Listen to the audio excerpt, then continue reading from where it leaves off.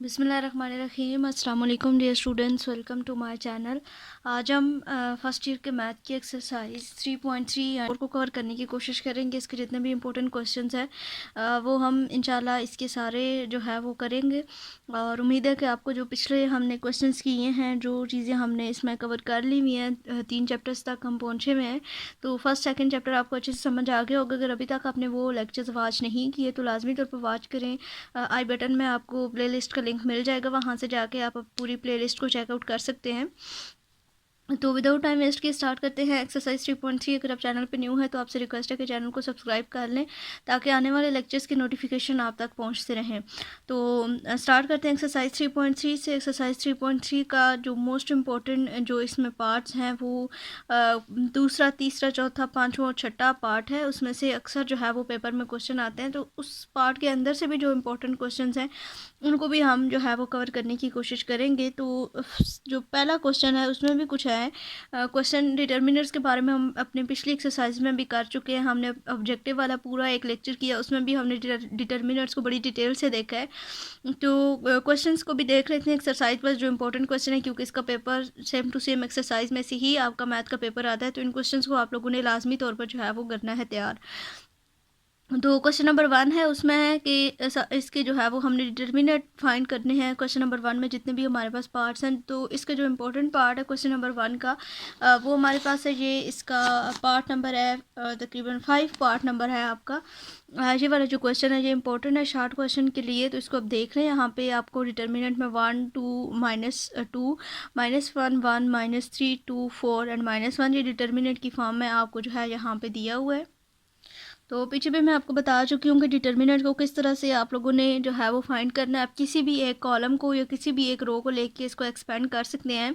तो सबसे पहले आपने पूरे जो आपको मैट्रिक दिया हुआ होगा, जो सेट दिया हुआ होगा जिसका आपने डिटर्मिनेंट फाइंड करना है, उसमें आपने ये देख लेना है कि कोई भी जो सिंपल सी आपके पास एक रो होगी या सिंपल कॉलम होगा, उसको आपने लेने की कोशिश करनी है। या तो उसमें ज़्यादा ज़ीरो हो या फिर उसमें ज़्यादा 1 हो, तो उसको ले लें। यहाँ पर जैसे फर्स्ट रो को एक्सपेंड किया गया क्योंकि ये तकरीबन सेम ही मैट्रिक था, तो फर्स्ट रो को एक्सपेंड किया। सबसे पहले हमने यहाँ से 1 को लिया, यहाँ पे हमारा 1 आ गया।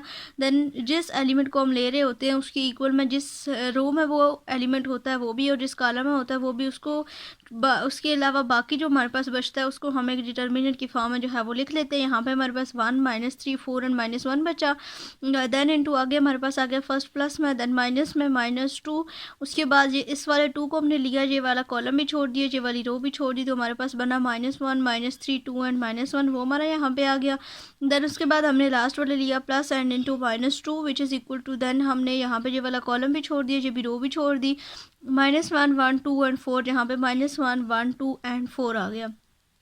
उसके बाद अब सिंपल हमने क्या किया, यहाँ पे इनकी डिटर्मिनेंट्स हमने फाइंड किए हैं।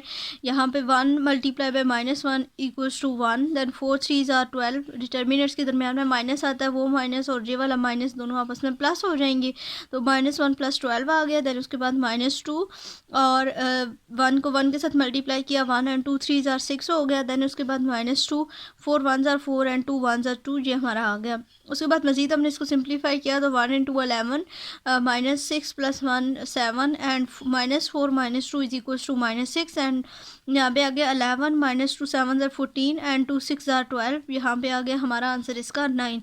तो इस तरह के सिंपल से क्वेश्चन आपके पेपर में जो है वो आते हैं। उसके बाद ये वाला जो नेक्स्ट इसका पार्ट है छठा, ये भी इंपॉर्टेंट है, काफ़ी ज़्यादा ये रिपीटेड है। तो इसमें हमारे पास है 2a, then a b 2b b c c and 2c। उसके बाद यहाँ पे भी हमने इसकी फर्स्ट रो को एक्सपेंड किया है, 2a इंटू यहाँ पे ये हमारे पास 2b b c and 2c आ जाएगा, देन -a। उसके बाद ये वाला कॉलम भी छोड़ देंगे, ये वाली रो भी छोड़ देंगे, तो b b c and 2c आ गए यहाँ पे। उसके बाद हमने थर्ड लिया a को, ये वाला कॉलम भी छोड़ दिया, ये वाली रो भी छोड़ दी, तो b 2b c and c आ गया। उसके बाद यहाँ पे 2a इंटू 2b को 2c के साथ जो है वो हमने मल्टीप्लाई करना है, तो ये आ गया 4bc, देन माइनस ये b और c आपस में मल्टीप्लाई होंगे, तो -bc -a। 2c को b के साथ मल्टीप्लाई किया, तो 2bc -b and c plus a। B C को मल्टीप्लाई करेंगे, देन 2b को c के साथ मल्टीप्लाई करेंगे, तो 2bc। अब सिंपल इनको प्लस माइनस कर देना है जो हमारे पास ये पैरेंथेसिस में है। ये आ जाएगा 3BC minus A into B C plus A into minus 4BC which is equals to 2 3 6। Then आगे ABC आ जाएगा साथ में माइनस ABC ये वाला एंड देन माइनस ABC ये वाला, तो ये बन जाएगा -2BC देन 6BC ABC में से 2ABC माइनस हो जाएगा तो आंसर आ जाएगा 4ABC। अच्छा, उसके बाद ये जो इसका क्वेश्चन नंबर 2 है इसमें कि विदाउट एक्सपेंशन शो दैट, ये हमने बगैर इसको एक्सपेंड किए, लाइक ये जिस तरह का ये हमारा प्रोसीजर है इसको फॉलो नहीं करना, विदाउट एक्सपेंड किए हमने जो है वो इसको शो करना है कि ये इसका आंसर इक्वल्स टू 0 है। तो इस वजह से ये जो इसका सेकंड पार्ट है वो इम्पोर्टेंट है, इसको आपने अच्छे तरीके से समझ लेना है।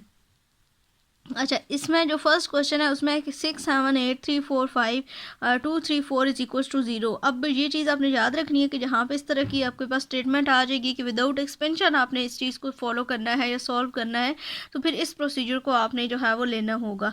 जहाँ पे आप 2 कॉलम्स को भी ले सकते हैं और 2 रोज़ को भी ले सकते हैं, जिसके ऊपर डिफरेंट ऑपरेशन परफॉर्म करके आप अपना क्वेश्चन सॉल्व करेंगे। और इसमें आपने क्या करना होगा कि 2 रोज़ को या तो सेम करना होगा या 2 कॉलम्स को सेम करना होगा, ताकि आपका जो आंसर है वो जो भी यहाँ पे दिया हुआ उसकी इक्वल आ जाए। यहाँ पे तो बिकॉज इक्वल्स टू 0 दिया हुआ है, तो हमें ये चीज़ मैंने आपको बताई थी ऑब्जेक्टिव में, जब हमने ऑब्जेक्टिव का लेक्चर इसका जो है वो किया था कंप्लीट, उसको कवर किया था ऑब्जेक्टिव को, तो उसमें मैंने आपको बताया था कि जब भी एक मैट्रिक की 2 रोज़ या फिर 2 कॉलम आइडेंटिकल हो जाते हैं, सेम हो जाते हैं, तो उसका जो डिटर्मिनेंट्स आता है वो 0 की इक्वल आता है। तो यहाँ पे इसने ये कहा हुआ है कि without expanding equals to prove that या शो दैट, तो ये हमारे पास डिटर्मिनेंट है, इसका आंसर हमने 0 निकालना है। तो ये चीज़ हमारे माइंड में होनी चाहिए कि इसका आंसर 0 एक ही कंडीशन में आ सकता है, वो ये है कि या तो इसके कोई से 2 कॉलम सेम हो जाए या फिर इसकी कोई सी 2 रो सेम हो जाए। तो यहाँ पे हमने जो है वो कॉलम्स को एक्सपेंड किया हुआ है, कॉलम्स को जो है उसके ऊपर ऑपरेशन परफॉर्म किया हुआ है। यहाँ पे C2 माइनस C1 किया हुआ है, ठीक है, यानी कि ये वाला जो कॉलम है इसमें से C1 को माइनस किया हुआ है और C3 में से C2 को माइनस किया हुआ है। तो जब C2 माइनस C1 करेंगे 7 माइनस 6 1 आ जाएगा, 4 माइनस 3 1 आ जाएगा, 3 माइनस 2 1 आ जाएगा। फिर सेकेंड इसके ऊपर ऑपरेशन परफॉर्म किया C3, यानी कि जो कॉलम नंबर 3 है उसको कॉलम नंबर 2 में से माइनस कर दिए, तो 8 माइनस 7 1, 5 माइनस 4 1, 4 माइनस 3 1। तो ये दोनों रोज़ इक्वल्स हो गई हैं, सॉरी दोनों कॉलम्स इक्वल हो गए, तो इस वजह से इसका आंसर इक्वल्स टू 0 आ सकता है। इक्वल्स टू जहाँ पे हमने राइट हैंड साइड साथ में मेंशन कर दिया, साथ में हमने ये भी बता दिया कि because C2 and C3 are the identical, therefore the determinant of given matrix is equals to 0। तो ये इस तरह से करके आपने इसको सॉल्व करना है। उसके बाद इसका पार्ट नंबर 2 है, सेम इसी तरह का क्वेश्चन है, उसमें भी इक्वल्स टू 0 आपने बताना है। तो इसमें से कोई सी भी 2 कॉलम्स को या कोई सी भी 2 रोज़ को आपने सेम कर देना है प्लस माइनस करके। तो यहाँ पे भी हमने कॉलम्स को लिया हुआ है, ठीक है।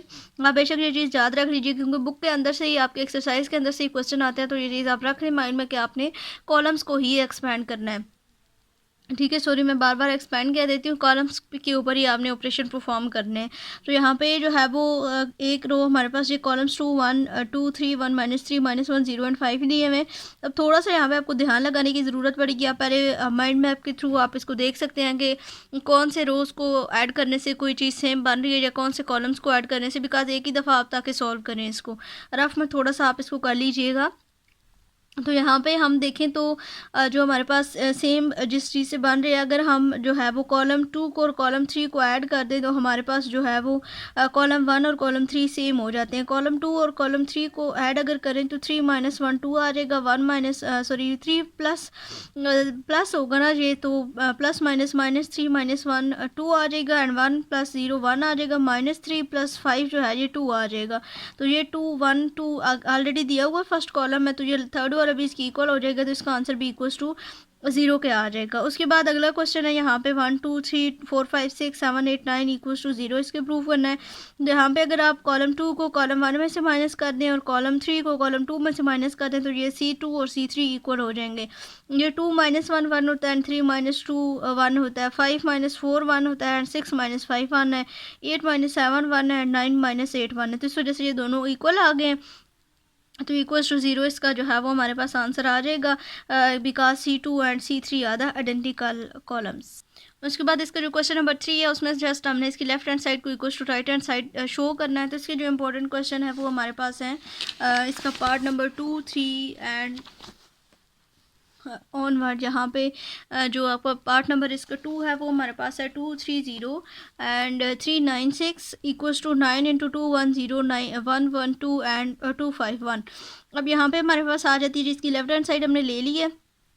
लेफ्ट हैंड साइड में से अगर हम जो है वो जो हमारी रो 2 है उसमें से अगर हम 3 को कॉमन ले लें बाहर 230 132 यहाँ पे रह जाएगा, 3 कॉमन चला जाएगा तो 3 1 ज़ार 3 3 3 ज़ार 9 3 2 ज़ार 6 आ जाएगा। और लास्ट वाली रो इसी तरह से हमने रख दी 2 5 एंड 1 रख दिए। ठीक है, उसके बाद अब हमने क्या देखना है कि चूँकि यहाँ पे हमें 9 चाहिए ना, तो एक 3 हमारे पास बाहर आ गया। अंदर हमारे पास 2 1 2 ये वाली कॉलम भी सेम हो गया एंड 2 0 2 1 ये वाला कॉलम भी सेम हो गया। अब ये दरम्यान वाला कॉलम बचा तो इसमें से भी 3 हम कॉमन ले सकते हैं। तो यहाँ से भी हमने 3 को बाहर कॉमन ले ली तो अंदर 3 1 ज़ार 3 3 1 ज़ार 3 एंड 3 5 ज़ार 15। तो 1 1 5 यहाँ पे भी हमारे पास 1 1 5 था, तो यहाँ पे भी हमारे पास 1 एंड 5 आ गया। तो यहाँ से भी 3 को कॉमन लिया दैन 3 3 ज़ार 9 हो जाएगा। तो इक्वल्स टू जो है ये राइट हैंड साइड की हमारे पास सेम इसका आंसर आ जाएगा। ये बहुत ज़्यादा इंपॉर्टेंट क्वेश्चन है, इनको आपने लाजमी तौर पर जो है वो करना है। उसके बाद ये वाला जो क्वेश्चन है ये भी इम्पोर्टेंट है। A plus L A plus L A plus L is equal to L square into 3a plus L. ठीक है, इसको हमने प्रूव करना है कि ये 3a प्लस एल के इक्वल है। तो यहाँ पे इसकी लेफ्ट हैंड साइड हमारे पास है, हमने ले ली है। अब यहाँ पे आपने देखिए यहाँ पे हमारे पास 3l है, तो किसी भी तरह से आपको इस मैट्रिक के अंदर कहीं ना कहीं पे आपको 3a प्लस एल चाहिए होगा। तो यहाँ पे हमने क्या किया हुआ है कि हमने R2 को R3 को दोनों को जो है वो R1 में ऐड कर दिया है। ठीक है, यहाँ पे एक ए था एक यहाँ पे ए था, तो ये 2a बन जाएगा और ये वाला जब ए इसमें ऐड होगा तो ये 3a बन जाएगा। ठीक है, तीनों को हमने ऐड कर दिया R1 में। ठीक है, R2 को और R जो 3 थी उन दोनों को मिला के हमने R1 में इसको ऐड कर दिया, तो चेंजिंग्स किस में आएंगी R1 में आएंगी। तो बाकी दोनों जो R2 और R3 है वो दोनों हमारी जो रोज़ हैं वो सेम रहेंगी, जो R1 है वो चेंज हो जाएगा। ठीक है, इसमें आ जाएगा 3a प्लस 1। फिर यहाँ पे भी देखें ये भी एक a है, ये भी a है और ये भी a प्लस a जो होगा वो 2a बन जाएगा, 2a प्लस l बन जाएगा। और ये वाला जब a इसमें ऐड होगा तो ये हमारे पास 3a बन जाएगी, जिनकी 3a प्लस एल यहाँ पे भी आ जाएगा।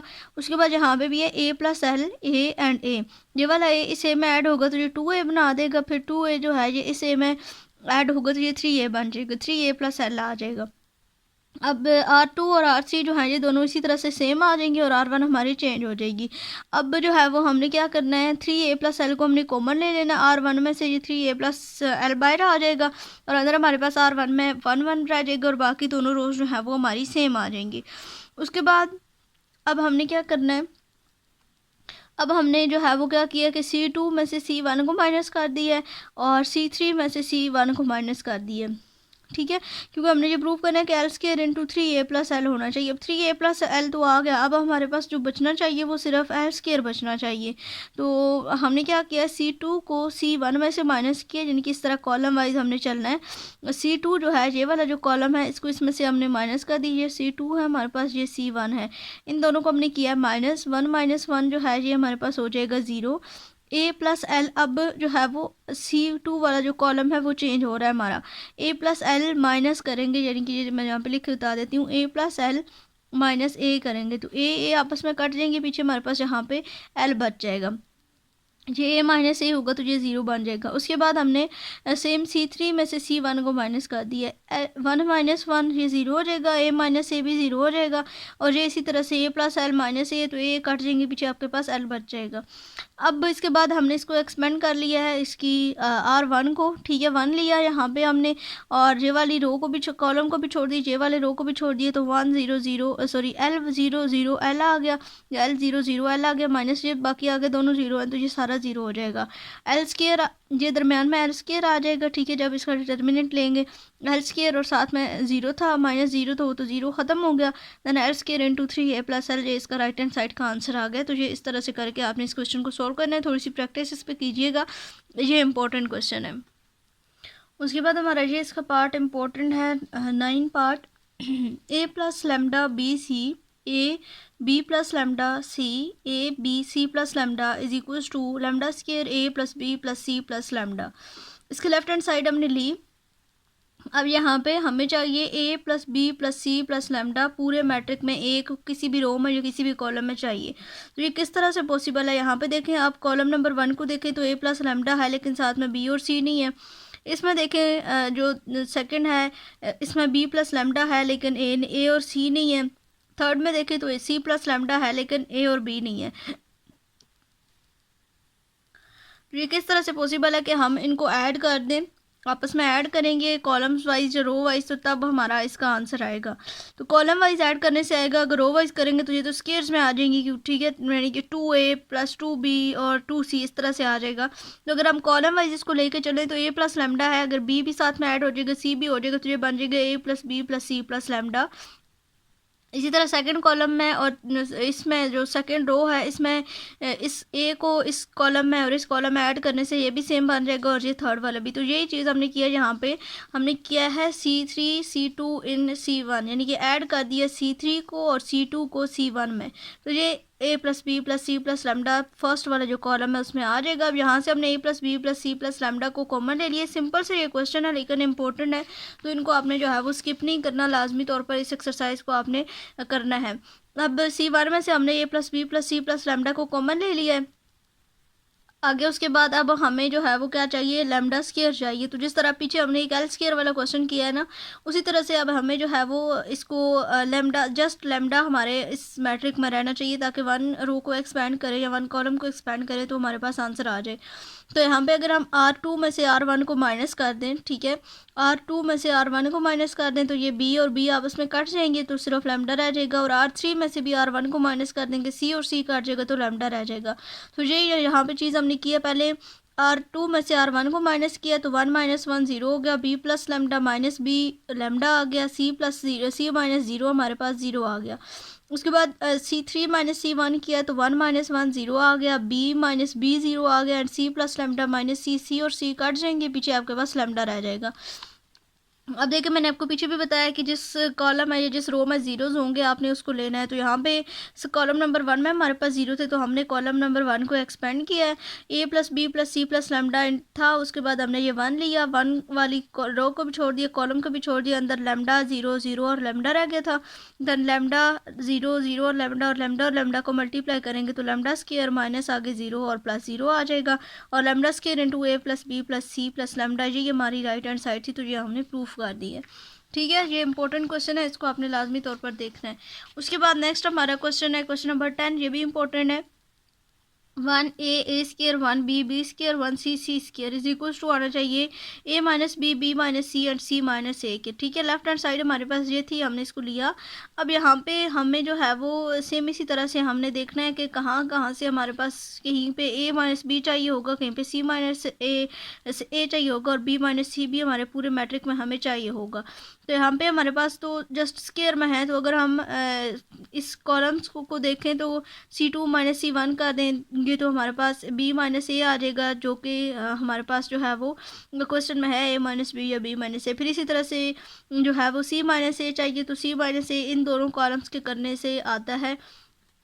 तो यही चीज़ हमने यहाँ पे की, C2 माइनस C1 किया, यानी कि कॉलम नंबर 2 को कॉलम नंबर 1 में से माइनस किया, 1 माइनस 1 0 आ गया, B माइनस ए लिख दिया, B square minus A square यहाँ पे आ गया। फिर उसी तरह से C3 में से C1 को माइनस किया तो 0 C minus A and C square minus A square आ गया। अब जो है वो हमने कॉमन ले लिया है B माइनस ए को C2 में से, कॉलम नंबर 2 में से B माइनस ए को कॉमन ले लिया, और कॉलम नंबर 3 में से हमने C माइनस ए को कॉमन ले लिया। किस तरह से, पहले हमने यहाँ पे इसको लिखा है ये B square minus A square था, यानी कि जो हमारे पास फार्मूला होता है A square minus B square का which is equal to A plus B A minus B. तो यहाँ पे B हमारा A है और A हमारा B है, तो इस तरह से हमने इसको B माइनस ए और B प्लस ए की फॉर्म में लिख दिया। यहाँ पे B माइनस ए B प्लस ए की फॉर्म में, इसको C माइनस ए और C प्लस ए की फॉर्म में हमने लिख दिया। अब एक एक फॉर्म टर्म जो है वो इन दोनों की कॉमन आ जाएगी, यहाँ पे B माइनस ए और C माइनस ए की, तो अंदर हमारे पास यहाँ पे दोनों पे 1 1 रह जाएगा और अंदर B plus A and C plus A रह जाएगा। ठीक है, अब यहाँ पे B माइनस ए एंड जो है वो C माइनस ए आ चुका है। अब फर्स्ट वाली रो को हमने एक्सपेंड कर देना है। फर्स्ट रो को एक्सपेंड करेंगे तो ये वाली रो और ये वाले कॉलम को छोड़ के 1 1 B plus A and C plus A आ जाएगा, माइनस 0 प्लस जो है वो 0 आ जाएगा। अब सी प्लस ए मल्टीप्लाई होगा 1 से और बी प्लस ए मल्टीप्लाई होगा इस 1 से, तो ये हमारे पास आ जाएगा C plus A minus B minus A. ठीक है,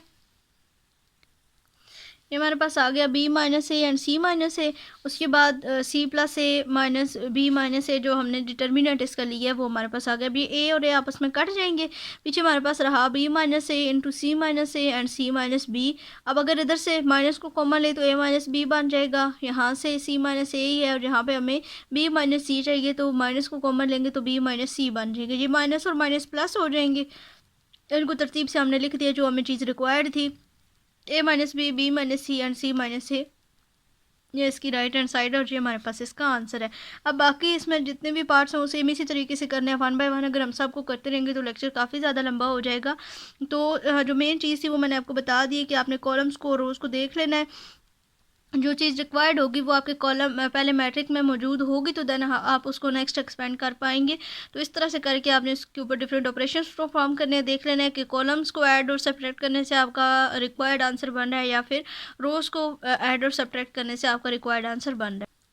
अच्छा, जो क्वेश्चन नंबर 5 है उसमें भी विदाउट एक्सपेंशन आपने वेरीफाई करना है, यानी कि एक्सपेंड किए बिना आपने दिखाना है कि आपका जो आंसर है वो जो भी गिवन है उसकी इक्वल है या नहीं है। तो ये एक मैट्रिक है इक्वल्स टू 0, इसको प्रूव करना है। सेम इसी तरह से जैसे पीछे हमने क्वेश्चन किया है ना, उसी तरह से आपने या तो 2 कॉलम्स को आइडेंटिकल बना देना या फिर 2 रोज को आइडेंटिकल बना देना है ताकि आपका जो है वो आंसर आ सके। तो यहाँ पर देखें तो यहाँ पे हमारे पास एक ऑलरेडी जो है ये सेम मतलब 1 1 का दिया हुआ है, तो इसको इसके अलावा बाकी दोनों को देखें इनमें से कोई और इस जैसा सेम बन सकता है। तो सबसे पहले हमने क्या किया, C2 में C1 को ऐड कर दिया। ठीक है, C1 और C2 यानी कि दोनों कॉलम्स को आपस में ऐड किया तो alpha plus beta plus gamma, alpha plus beta plus gamma, ये बीटा प्लस गैमा था, यहाँ पे गैमा प्लस अल्फ़ा था, अल्फ़ा प्लस बीटा था, तो यहाँ पे अल्फ़ा बीटा गैमा था। तो इन दोनों को आपस में जब ऐड करेंगे तो ये इस तरह से हमारे पास तीनों फॉर्म इक्वल्स आ जाएंगी, एक जैसी आ जाएंगे। तो इसको फिर हमने कॉमन ले लेना, तो ये पूरा कॉलम भी आपके पास जो है वो 1 1 का बन जाएगा। यहाँ पे देखें ये जो पूरा कॉलम है फर्स्ट वाला ये भी आपके पास 1 1 का बन गया और ये वाला भी 1 1 का था। अब यहाँ से जो है वो हमने यही चीज़ की जो मैंने अभी आपको बताया था कि अल्फ़ा बीटा और गामा को कॉमन ले लेना, ये 1 1 का हो जाएगा। तो ये आपके पास इक्वल आ गए हैं दोनों, तो इट्स मीन के ये आइडेंटिकल हैं, तो इसका आंसर आपके पास क्या आ जाएगा, 0 आ जाएगा। फिर इसी तरह से ये नेक्स्ट क्वेश्चन है, इसमें भी आपने जो है वो इसको 0 की इक्वल प्रूव करना है। तो ये जो लास्ट इसका कॉलम है 3x 6x और 9x, ये बहुत ज़्यादा रिपीटेड क्वेश्चन है ये वाला। इसमें से आपने 3x को कॉमन ले लेना, तो यहाँ पे 1 2 और 9 3 बचेगा, तो ये 1 2 और 3 पहले से दिया हुआ है, तो ये दोनों आपके पास इक्वल आ जाएंगे column number 1 and column number 3, तो इस वजह से इसका आंसर जो है वो 0 आ जाएगा। ठीक है, उसके बाद नेक्स्ट ये वाला क्वेश्चन है, इसमें भी आपने जो है वो इसी चीज़ को दिखाना है कि ये आइडेंटिकल कोई से भी 2 कॉलम्स या फिर 2 रोज़ को जो है वो कर लेना है, तो आपका आंसर जो है वो इक्वल टू 0 आ जाएगा। तो यहाँ पे क्या हुआ है कि थोड़ा सा मैं आपको इसको बता देती हूँ कि C3 जो आपके पास है कॉलम नंबर जो 3 है, इसको हमने क्या किया है C3 by ABC and outside, यानी कि इसको डिवाइड कर दिया है ABC से। ठीक है, हमने जो है वो सॉरी मल्टीप्लाई किया, multiplying C3 by ABC and divide outside, यानी जिस चीज़ के साथ फिर हम अंदर मल्टीप्लाई कर रहे हैं उसके साथ फिर बाहर हमें यहाँ पे डिवाइड भी करना पड़ेगा। तो यहाँ पे पहले हमने मल्टीप्लाई किया ABC के साथ जो है वो कॉलम नंबर 3 जो है इस पूरे कॉलम को ABC के साथ मल्टीप्लाई कर दिया और साथ में आउटसाइड पे हमने 1 ओवर ABC लिख के इसको डिवाइड भी पूरे कॉलम को कर दिया है। अब यहाँ से जो जो चीज़ें जो है वो कैंसिल आउट हो सकती हैं, यहाँ से BC कैंसिल हो जाएगा, यहाँ से भी BC कैंसिल हो जाएगा और यहाँ से भी जो है वो यहाँ से A और B जो है वो कैंसिल आउट हो जाएगा। ठीक है, तो ये हमारे पास बन जाएगा A का स्क्वायर बन जाएगा, यहाँ पे B का स्क्वायर बन जाएगा और यहाँ पे हमारे पास जो है वो C का स्क्वायर बन जाएगा। तो अब ये A स्क्वायर है, ये B स्क्वायर है, B स्क्वायर, ये B स्क्वायर, C स्क्वायर और C स्क्वायर ये दोनों कॉमन आ जाएंगी, मतलब दोनों सेम है, तो इस वजह से इसका आंसर जो है वो इक्वल टू 0 के आ जाएगा। तो ये C2 and C3 are the identical, that's why इसका आंसर जो है वो इक्वल टू 0 के है। उसके बाद क्वेश्चन नंबर 13 इसका जो है वो मोस्ट इंपॉर्टेंट क्वेश्चन है। ठीक है, इसमें से ये आपका लॉन्ग क्वेश्चन में इंपॉर्टेंट है। यहाँ पे आपको दिया हुआ एक मैट्रिक और इसका आपने इन्वर्स फाइंड करना है और ये शो करवाना है कि A inverse of A is equal to I cube. यानी कि I3 आइडेंटिटी मैट्रिक और उसका ऑर्डर 3 हो तो इसकी इक्वल आना चाहिए। तो सबसे पहले आपने इन्वर्स फाइंड करना है। सबसे पहले इन्वर्स फाइंड करने का जो हमारा सबसे पहला स्टेप है उसमें हमने क्या करना होता है, हमने जो गिवन मैट्रिक होता है उसका डिटर्मिनेंट लेना होता है। अगर वो नॉन सिंगुलर हो तो देन हम उसको फर्दर सॉल्व करते हैं, अदरवाइज वहीं पे स्टॉप कर देते हैं। तो फर्स्ट स्टेप में हमने यही चीज़ की, हमने लिया इसका डिटर्मिनेंट जो मैट्रिक गिवन था 2 1 0 1 1 0 2 -3 एंड 5 था। तो इसको हमने बाय एक्सपेंडिंग फर्स्ट रो जो है इसका हमने लिया डिटर्मिनेंट 2, देन इसकी ये वाले कॉलम को और ये वाली रो को छोड़ते हुए 1 0 -3 एंड 5 आ जाएगा। फिर उसके बाद -1 1 0 2 एंड 5 प्लस 0 इंटू 1 1 2 एंड -3। अब इसका डिटर्मिनेंट लेने के बाद हमारे पास आंसर आया है 5। ठीक है, अब आई होप सो कि दोबारा से मुझे डिटर्मिनेंट का प्रोसीजर रिपीट करने की ज़रूरत नहीं होगी, आपको समझ आई भी होगी। तो यहाँ पे इसका आंसर हमारे पास 5 आ गए। अब हमने बस इसको जो है वो आगे लेके चलते जाना है 1 बाय 1 करके, जिस तरह हमने स्टार्टिंग में एक क्वेश्चन किया था जिसमें जिस जगह थी A11 A12 A13 ये चीज़ें हमने फाइंड की थी। को फैक्टर्स वगैरह जो हमने ऑब्जेक्टिव वाले वीडियो लेक्चर में जो है वो कवर किए थे, वो चीज़ अब यहाँ पे हमने फाइंड करनी है। अच्छा, यहाँ पे अब हमने क्या फाइंड, सबसे पहले मतलब हर एक एलिमेंट को आपने लेना है, पूरे मैट्रिक के हर एक एलिमेंट को। ये अब हम इन्वर्स लेने के लिए कर रहे हैं। ठीक है, अब यूँ समझिए कि ये जो होगा हमारा एडजॉइंट होगा। पहले इन्वर्स का फार्मूला हमारे पास क्या होता है, इन्वर्स का जो फार्मूला होता है वो हमारे पास होता है adjoint of A divided by determinant of A. अब डिटर्मिनेंट तो हमारा यहाँ पे आ चुका है, ये नॉन सिंगुलर है। अब एडजॉइंट फाइंड करना है, तो जब 2 क्रॉस 2 का मैट्रिक था तो उसका एडजॉइंट हमने सिंपली फाइंड कर लिया था। जो हमारे पास जहाँ पे वैल्यूज़ थी उनकी हमने जो है वो पोजीशन चेंज की थी और जहाँ वाली के हमने सिंबल्स चेंज किए थे। लेकिन यहाँ पे अब हमारे पास जो मैट्रिक है वो 3 क्रॉस 3 का है, यानी कि बड़ा मैट्रिक है। तो इस वजह से हमें 1 बाय 1 करके हर एक एलिमेंट को लेते हुए इसके फैक्टर्स फाइंड करने होंगे, तो वो हमारे पास एडजॉइंट में यूज़ होगा। तो अब ये जो प्रोसीजर पूरा हम फॉलो करेंगे ये हमारे पास एडजॉइंट होगा इस मैट्रिक का। तो किस तरह से आपने करना है, अच्छे तरीके से इसको समझ ले, बहुत ज़्यादा इंपॉर्टेंट क्वेश्चन है। इस तरह के आपके शॉर्ट क्वेश्चन में भी आ सकते हैं। तो यहाँ पे हमारे पास ये मैट्रिक है, इसमें ये A11 यानी कि first row first column, A12 first row second column, A13 first row and third column. इसी तरह फिर A21 second row first column, 2 second row second column, 2 3 second row और थर्ड कॉलम। इसी तरह से देन 3 1 आ जाएगा थर्ड रो और फर्स्ट कॉलम, 3 2 आ जाएगा third row and second column, 3 3 आ जाएगा third row and third column. तो सबसे पहले हमने A11 से स्टार्ट लिया। ठीक है, इक्वल्स टू -1, ये भी चीज़ मैंने आपको बताई थी कि जब यहाँ पे 1 1 होगा तो इट्स मीन कि इसको आपने प्लस कर देना है, 1 + 1 कर देना है। अब ये वाले 2 को हमने लिया, अब इस 2 को आपने बाहर में नहीं लिखना। ठीक है, ये चीज़ आपने याद रखनी है। जब इस तरह से आपने फैक्टर्स फाइंड करने हैं, जब डिटर्मिनेंट फाइंड करते हैं तो उसमें हमने इस तरह से करके हमने लिखना होता है। लेकिन अब इस 2 को हम ले रहे हैं तो इस वाली रो और इस वाले कॉलम को छोड़ते हुए जस्ट हमने ये वाली चीज़ अपने बाहर लाजमी तौर पर लिखनी है। -1 × 1 + 1 ये आपको प्लस माइनस लगाने में हेल्प आउट करेगी। तो यहाँ पे 1 0 -3 और 5 हमारे पास आ जाएगा 1 0 -3। अब इसका डिटर्मिनेंट लेना है 5 1 ज़र 5 3 0 ज़र 0, तो आंसर आ जाएगा 5। ठीक है, यहाँ पे बाय 2 था ना, तो इस वजह से यहाँ पे हमारे पास जो है ये आंसर आ गया इसका पॉजिटिव में। देन उसके बाद -1 की पावर देन A12 ले लिया, यानी कि फर्स्ट रो और सेकंड कॉलम का जो एलिमेंट है 1 ये वाला ले लिया। इसके ऊपर हमने -1 × 1 + 2 लिख दिया। अब इस वाले कॉलम को और इस वाली रो को छोड़ते हुए 1 0 2 एंड 5 आ गया। 1 0 2 एंड 5 इक्वल्स टू -5 -0, यहाँ पे -1 की पावर 3 बन जाएगी। तो -1 को 3 टाइम मल्टीप्लाई करने के बाद आंसर माइनस में आता है, तो इट्स मीन कि यहाँ पे माइनस आएगा। 5 - 0 इक्वल्स टू इवन ओड का जो कंसेप्ट मैंने आपको दिया था वो यहाँ पे यूज़ हो रहा है। -5 आ जाएगा इसका डिटर्मिनेंट। फिर 1 बाय 1 करके फिर हमने A13 ले लिया। ठीक है, फर्स्ट रो और थर्ड कॉलम का एलिमेंट ये 0 ले लिया। तो अब इसका मतलब आपने ये नहीं कर देना कि ये पूरा इसका आंसर 0 आ जाएगा, नहीं।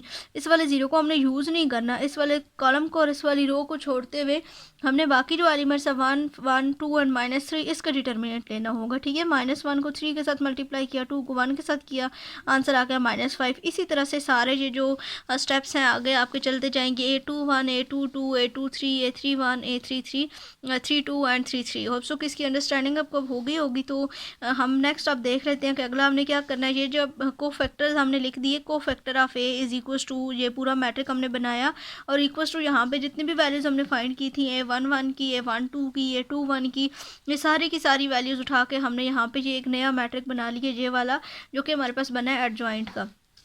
अब ये जो को फैक्टर आ गए, यहाँ पे छोटी सी मिस्टेक स्टूडेंट्स करते हैं कि जब को फैक्टर्स आ जाते हैं तो उसके बाद आपने को फैक्टर्स का जो है ना वो डिटर्मिनेंट लेना होता है, सॉरी ट्रांसपोज लेना होता है।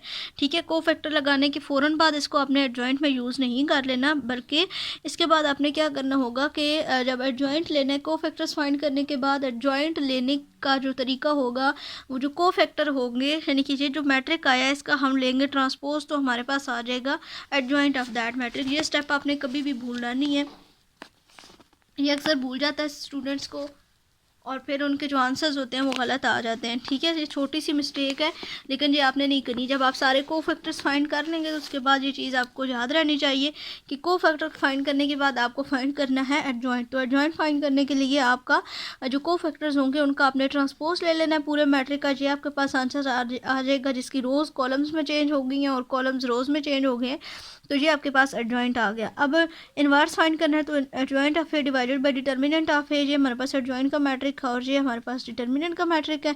उसके बाद अब ये जो चीज़ थी जो हमें सॉल्व करनी थी, A inverse of A is equals to identity matrix क्या आना चाहिए, तो 1/5 हमने लिख दिया। साथ में ए इनवर्स का जो मैट्रिक है, मतलब ये पूरा जो है ये ए इनवर्स का आंसर हमारे पास आया हुआ है, और साथ में जो एक गिवन मैट्रिक था वो हमने लिख दिया। अब जहाँ पे इन दोनों को हमने किया मल्टीप्लाई करने का तरीका भी हम डिटेल से सीख चुके हैं। फर्स्ट रो को फर्स्ट कॉलम के साथ मल्टीप्लाई करना है, देन फर्स्ट रो को सेकंड कॉलम के साथ, फर्स्ट रो को थर्ड कॉलम के साथ, and up to so on second और थर्ड रो को भी इस तरह से करना है मल्टीप्लाई। और उसके बाद 1/5 इंटू इन सबको प्लस माइनस करने के बाद ये हमारा आंसर आएगा 5 1 5 5 1 5 एंड 5 1 5। तो ये I3 के इक्वल आ चुका है, तो ये हमारा आंसर प्रूव हो चुका है। ये लॉन्ग क्वेश्चन के लिए बहुत ज़्यादा इंपॉर्टेंट, और जो को फैक्टर वाला क्वेश्चन था वो आपका इंपॉर्टेंट है आपके शॉर्ट क्वेश्चन में। ठीक है, आ सकता है कि 1 1 या A3 1 इस तरह से करके फाइंड करें। उसके बाद ये वाला क्वेश्चन है क्वेश्चन नंबर 14, ये भी इंपॉर्टेंट है। Verify that A B inverse is equal to B inverse A inverse if. इस तरह का क्वेश्चन हम पीछे भी कर चुके हैं, शायद फर्स्ट चैप्टर में किया था या सेकंड में किया था। दो मैट्रिक हमें दिया हुआ है, इसका जो है वो हमने फाइंड करना है। ए बी का whole inverse is equal to B inverse A inverse prove करना है हमने। तो ए बी सबसे पहले हमने फाइंड करना है, इस मैट्रिक जो पैरेंथेसिस है इसके अंदर ए बी है, तो ए बी को मल्टीप्लाई कर लेना है, सबसे पहले ये आंसर आ जाएगा। अब ए बी का इन्वर्स फाइंड करना है, तो उसका joint of A divided by determinant of A, तो पहले डिटर्मिनेंट लेते हैं ताकि हमें पता चल जाए कि ये सिंगुलर या नॉन सिंगुलर है।